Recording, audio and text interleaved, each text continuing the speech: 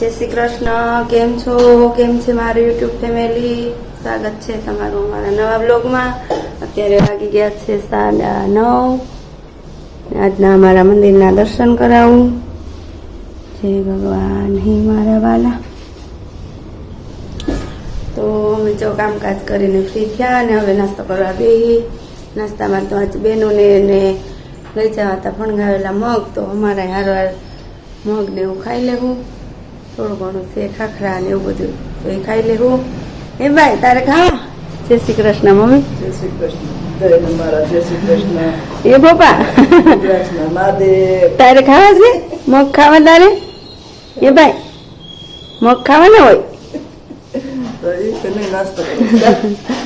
તો પ્રદીપ ને પપ્પાની તો નથી ઘરે, તો એ કામે ગયા. અને આ બાજુ જો મગ બની ગયા અને રોટલી તળી ને એવું બધું છે. નાસ્તો કરી લઈ. તો હાલો તમે નાસ્તો કરવા. આ બાજુ બેનોના ડબ્બા ભરાઈ ગયા, એને ફણગાવેલા મગ લઈ જવા હતા. પછી બધાયના પલાળીને બધાયના નાસ્તામાં મગ જ કરી નાખ્યા ફણગાવેલા. તો હાલો અમે લોકો નાસ્તો કરી લઈએ. તમે હાલો નાસ્તો કરો. બસ જો અત્યારે તો બપોરના 12:30 થઈ ગયા. અમે કામકાજ કરીને નવરા થઈ ગયા. અને અહીંયા જોઈ તું ભાઈ આવી ગયા ટીવી જોવા. હે નહીં તો અમે રસોડામાં થઈને તો હાથ કરે ટીવી કરી દો, ટીવી કરી દો. મમ્મી જો આ બાજુ બનાવે છે મેથીનું શાક. હા તો કેટલા ભાવે છે કોમેન્ટ કરજો. હા, સૂકી મેથી પલાળીને મેથી શાક ને બાજરાના રોટલા ગામડે બહુ ખાતા. હા બનાવ્યા છે. હા અમારે તો ભાવે, પ્રદીપને પપ્પાને બધાને ભાવે. હા તો શાક બનાવ્યું કોબીનું, કોબી ટમેટાનું શાક બનાવ્યું અને મેથીનું શાક. હા તો શાક છે ને અમારથી સરખું બનતું નથી, એટલે મમ્મી આ મેથીનું શાક અમુક વસ્તુ એ મમ્મીને જ બનાવવાની.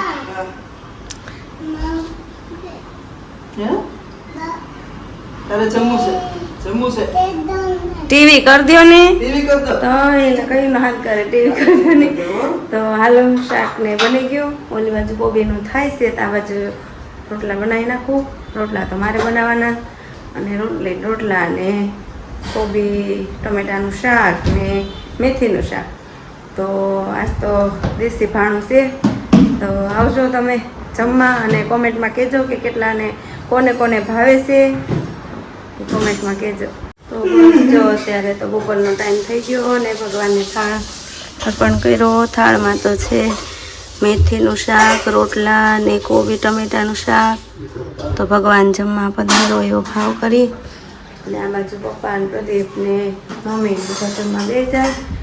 અને રોટલા બની ગયું, રોટલી બાકી છે.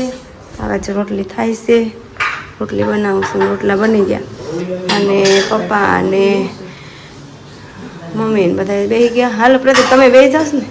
હા બેસી જાઓ હાલો. તો રોટલા બની ગયા, હાલો જમવા. હા શાક ને રોટલા. હાલો તમે જમવા આવો, અમે જમી લઈએ. તો બસ જો અત્યારે તો વાગી ગયા છે 7 ને અહીંયા અમારે જો દિયાબત્તી પણ થઈ ગયા. અને હવે રસોઈની તૈયારી કરી છે. આસ્થા દૂરવા બે નીચે, મમ્મી રમાડવા બેઠા. એ જો બે નીચે રમે, ટ્યુશનમાંથી આવીને નીચે રમવા મળી. તો જમવામાં બનાવવાનું છે કઢી ખીચડી ને રોટલા ને એવું બધું બનાવવાનું છે, ભાખરી લીલી ચટણી. તો જો હું ગઈ હતી શાક લેવા, તો શાકમાં તો બધું લઈ આવી અને ધાણા લઈ આવી, તો એની ચટણી બનાવવાની છે. અને આ બાજુ જો કઢીનું ડોયું, કઢી ખીચડી એવું બધું બનાવવાનું છે. તો હાલો હજી છોકરીઓ રમે ને ભાઈ રમે ને ત્યાં રસોઈ બનાવી નાખીએ. પછી છોકરીઓને જમાડીને પછી લેસન ને એવું કરાવશું. તો મમ્મી ગયા છે નીચે ને ભાઈ ગયો છે ઓલી બાજુ, અને હું બનાવું છું રસોઈ. હાલો અહીંયા જો વર્ષાબેનની ત્યાં બચ્ચા પાર્ટી બધા વર્ષાબેનની ત્યાં આવ્યા, બધા રમતા હતા. તે બાંધે છે ને રમે છે એવું છે. ઘડીક દે હરદીપ, હો બેટા ઘડીક દે હો. તો એ બધા જો રમે છે. એણે છોકરાઓને જમાડ્યા, એણે બનાવ્યા દહીં વડા. તો બધા છોકરાને જમાડ્યા. પાછળ બેસી જા, પાછળ બેસી જા, પાછળ બેસી જા. તું શું કરે બે? એવું છે.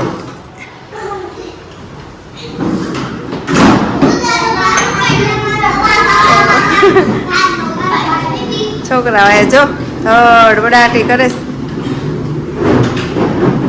એ પગમાં આવી જાય હસતા.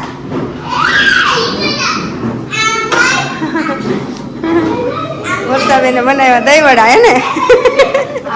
હા હા, એને બનાવ્યા દહીં વડા અને છોકરાને પેલા જમાડી દીધા. ના ના, હજુ નથી ચાખ્યા. હજુ બેઠા જ નથી, પપ્પાની જ બેઠા. હા ના, જમી લ્યો. અમે બસ બેસું આટલું તો હાલો બચ્ચા પાર્ટી તો જાય તોડશો બેન. બેસી જવાય હસતા. તો બસ જો અત્યારે તો વાગી ગયા છે 8:30 અને પપ્પા અને પ્રદીપ ને જો જમવા બેસી ગયા છે. અને હું બનાવું છું રોટલા અને ભાખરી થઈ ગઈ છે. પપ્પા અને પ્રદીપ ને બેઠા નાસ્તા બોલવાની ઉપર ગયા છે અને પછી અમે લોકો બેસીશું. તો જમવામાં તો બનાવશે ખીચડી, કઢી, ભાખરી, રોટલા ને મમ્મીની 3 બેસાય પછી અમે બેસીશું. તો હાલો તમે જમવા. હા, કઢી ને ખીચડી ને હા બપોરે મેથીનું શાક ખાવાનું મન થઈ ગયું એટલે હા. તો બસ હાલો જમવા. કઢી ને ખીચડી, રોટલા ને ભાખરી, મરચાં મખાણા, ચટણી ખાંડી. તો હાલો દીકરાને ટોપા હાવ ટૂંકા થવા માંડ્યા. હા ટૂંકા થાય છે હે એવું છે. અરે વાહ, પાછળ કે તો મોટું પહેરે તો માથું ટૂંકા થવા માંડ્યા ઘડીકમાં. તો પેલા એ તો શિયાળો સારો જ નથી થયો. જો આ બેન ઠેકડા મારી મારી રૂમમાં બહાર વી આવે, મારા રૂમમાં જાય. કા લેસન થઈ ગયું ને? હા બા બધા જાય ને તો જ બધા જવાના. તા સુધી વાહે વાહે ફેરા કરે. મંડળ બધું બહાર રહી. આ હવે બહાર આવી જઈશ. હા તું હોતે ને આવી જઈશ. કુકારામ તારે નથી હું ભાઈ? હે નથી હું નથી એવું કા? ભાઈને ટૂંકા થવા મહિના એટલે ભાઈને દુખતું હશે. એવું છે. જો ચાદુ આજ તો નવા દે કા જે ટૂંકા ન પડે નહીં એવા દઈશ. હવે ઓલી કોને હારીત મારે? હું બોલી હું બોલી અરે તારે એક દિન જાવું પડશે, જોર તારું નહીં ચાલે કે જોર તારું નહીં ચાલે જીવલડા. હારે તારો સાને બન્યો દીવાનો, હારે અહીં 4 દિવસ રહેવાનો. એક દિન જાવાનો કે એક દિન જાવાનો જીવલડા. હારે તું તો ઊંચા મહેલ બનાવે, હારે તારી જીવનની બાજી લગાવે. તોય એ તો પડવાનો રે કે તોય એ તો પડવાનો જીવલડા. હારે ધન દોલત માલ ખજાના, હારે એ તો અહીં ને અહીં રહેવાના. સાથે તારી કાંઈ ન આવે રે કે સાથે તારી કાંઈ ન આવે જીવલડા. હારે તું તો લાખ કરે ચતુરાઈ, હારે ત્યાંથી ત્યાંને ચાલે નહીં ચતુરાઈ. કે એક દિન જાવાનો કે એક દિન જાવાનો જીવલડા. હારે તું તો બાંધી મુઠીએ આવ્યો હારે નથી કાય સંગાથે લાવ્યો માયાએ તને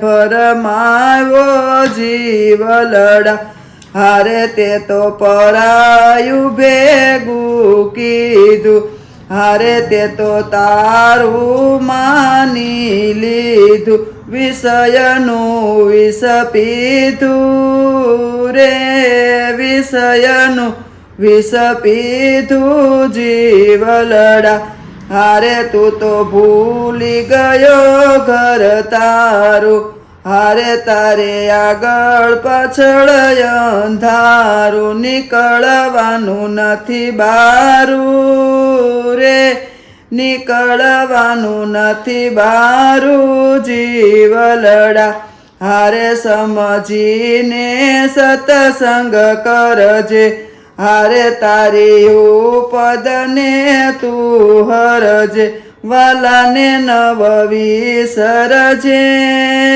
રે વાલાને નવ વિસરજે જીવલડા હારે તારું મંગળ તારું થાશે ચરણ તારું મરી જાશે રે મરણ તારું મરી જાશે જીવલડા હારે તારે એક દિન જાવું પડશે જોર તારું નહીં ચાલે રે કે જોર તારું નહીં ચાલે જીવલડા કૃષ્ણ કનૈયા લાલ કી જય. તો મિત્રો મારી બા આપણને સારું એવું ભજન સંભળાયું અને જો અત્યારે તો સમય થવા આવ્યો છે 11 જેવું પોણા 11 જેવું થયું છે અને અમારે જો આ બેનું અત્યારે લાઈનમાં ઊભી રહી ગઈ છે બોલવા માટે. કપડાં જો આવા નવા કપડાં પહેરો કેવા લાગે કહેજો કોમેન્ટમાં. મસ્ત લાગે છે ને? હા, એટલે એ કોમેન્ટમાં અહીંયા બોલવા તો લાઈનમાં ઊભી રહી ગઈ કે આવા કપડાં પહેરવા એમ કરીને પડદા પાછળ. અને ભજન સાંભળ્યું. આજ તો આખો દિવસ મારે કાંઈ મળવાનું તમને થયું નથી અને ખાસ અત્યારે મળવાની ઈચ્છા આવી હતી કે આજે તો સવારમાં 12 બહુ દૂર જવાનું હતું પરબ.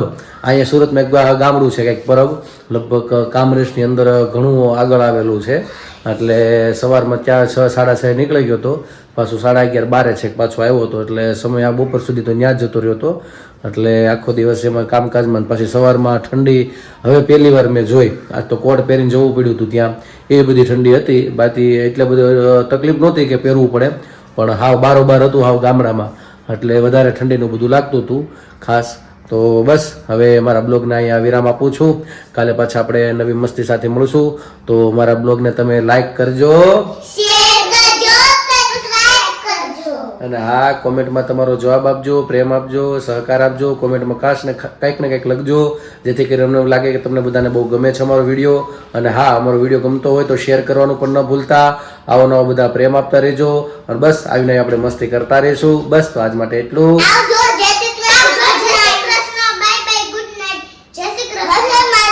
હર હર મહાદેવ.